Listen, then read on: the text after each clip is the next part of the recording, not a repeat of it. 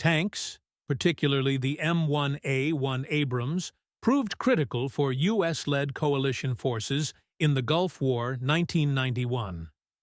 The United States military didn't expect to be fighting a war in 1991, the Kuwaiti Desert in 1991. For decades, America had been building weapons and training soldiers for a Cold War showdown with the Soviet Union and its Warsaw Pact comrades.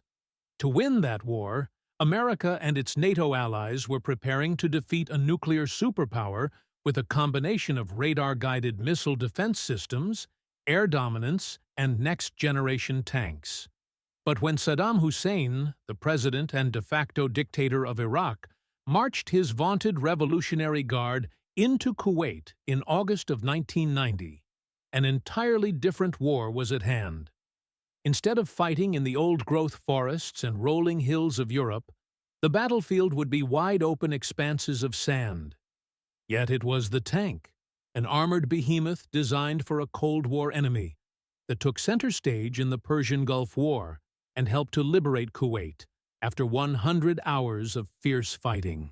The American-led coalition forces deployed several different tank models in the Gulf War, but the dominant version, in terms of both sheer numbers on the ground and confirmed kills, was the M1 Abrams battle tank. The M1 Abrams, it's the best large weapons program the U.S. Army has created as far as armored vehicles, says Rob Cogan, curator of the U.S. Army Armor and Cavalry Collection at Fort Benning, Georgia.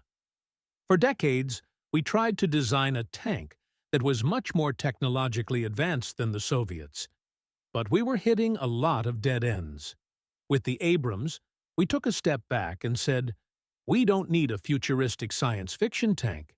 We just need the best conventional tank in the world. Measuring 32 feet long and weighing 68 tons, the Abrams tank deployed in the Gulf War was designed to take a direct hit from the biggest and baddest Iraqi tank and shrug it off. Its 120mm main gun was gyro-stabilized to aim true while charging over bumpy terrain at 45 miles per hour. And instead of firing conventional artillery rounds, the Abrams cannon hurled an armor-piercing dart that traveled a mile a second and decimated enemy tanks with one shot.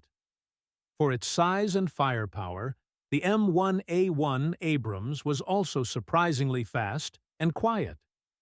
The speed came from a 1,500-horsepower jet turbine engine that burned jet fuel instead of diesel, muffling the engine's roar. I was an armor officer for 10 years, says Cogan.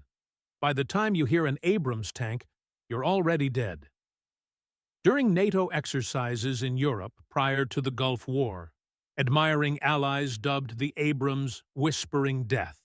The U.S. Army deployed some 1,900 M1 Abrams tanks in the Gulf War, but they weren't the only armored assets on the battlefield. The very first American tanks to reach the staging grounds in Saudi Arabia were M551 Sheridans built for the Vietnam War. The aluminum-clad M551 Sheridans were first to arrive because they were light enough to be transported by planes and airdropped into battle. During actual fighting, the M551 Sheridans only played a supporting role since their aluminum armor was vulnerable to enemy tank fire. The U.S. Marine Corps manned their own battle tanks in Kuwait, mostly M60A1 Patton models. The M60A1 was older than the Abrams, but its 105mm main gun still packed a wallop. True to the mission of the Marines, they also piloted the AAV-7 amphibious assault vehicle, a fully tracked ship-to-shore transporter that could speed 25 Marines from the waters of the Persian Gulf to the desert battlefield.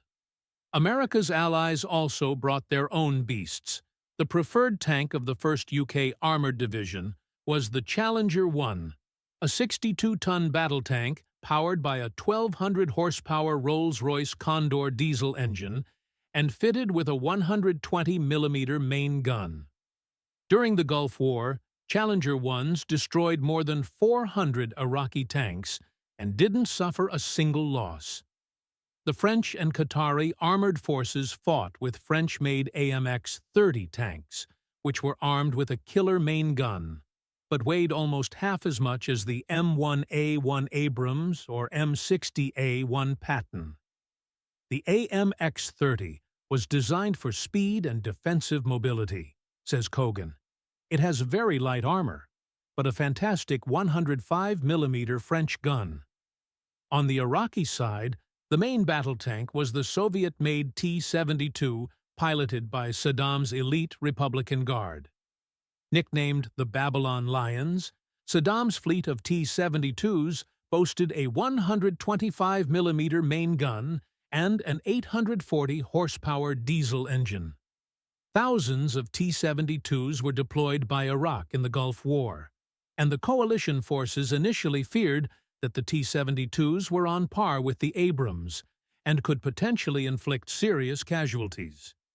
That ended up not being the case, says Kogan. We tend to think of World War II as the Great Tank War, but one of the largest tank battles of the 20th century took place in 1991 during the Persian Gulf War.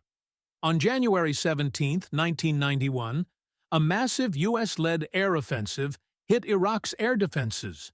Then, after months of preparations, the ground war began with a brilliant feint by the American commanding general Norman Schwarzkopf.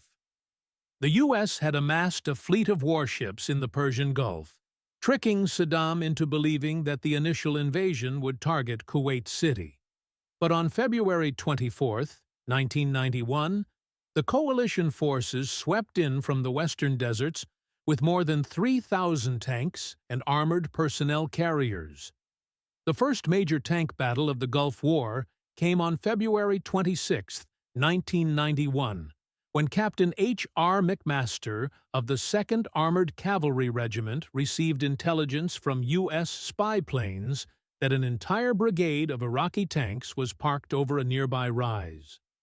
With only 14 tanks in his reconnaissance troop, McMaster decided to capitalize on the element of surprise and take the objective, codenamed 73 Easting. Seeing the Iraqis weren't deployed, McMaster closed in for the kill and attacked at point-blank range, says Kogan. As designed, the M1 Abrams tanks wiped out the T-72s with armor-piercing rounds before the Iraqis knew what hit them.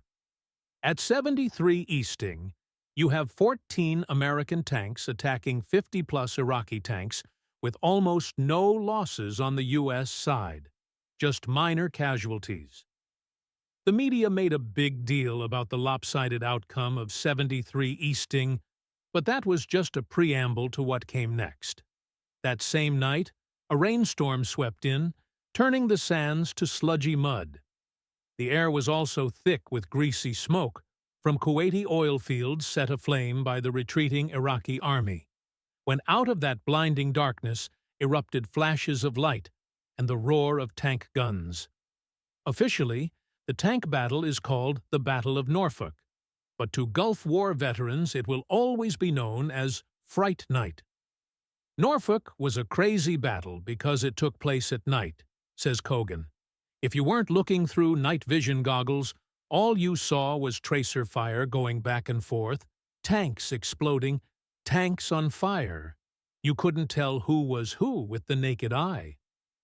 Thanks to new thermal imaging technology on the M1 Abrams, the coalition forces won another lopsided victory at Norfolk, losing a handful of tanks while destroying close to 600 Iraqi tanks.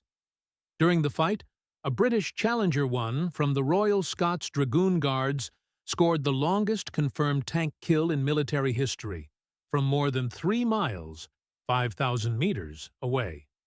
Sadly, most of the coalition casualties at Norfolk, 6 dead and 32 wounded, were blamed on friendly fire during the chaotic night battle.